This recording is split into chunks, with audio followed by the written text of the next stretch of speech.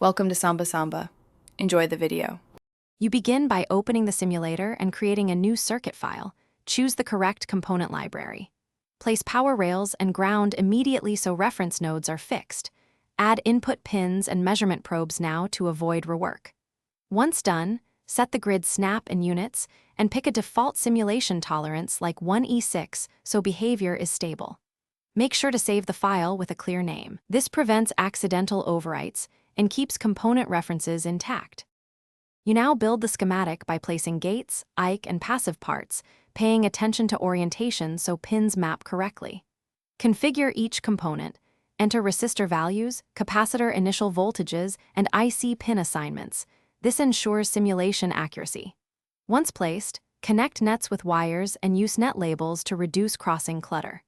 Run a quick continuity or ERC check to catch obvious errors. Make sure to annotate critical nodes with probes for voltage or current measurement before moving to simulation settings.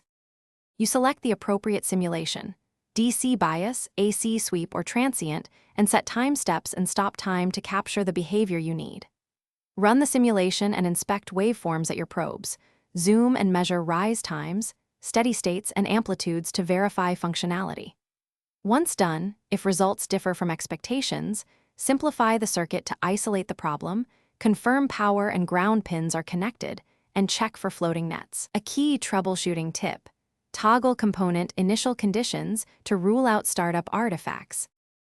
Thanks for watching. Consider subscribing if we helped you.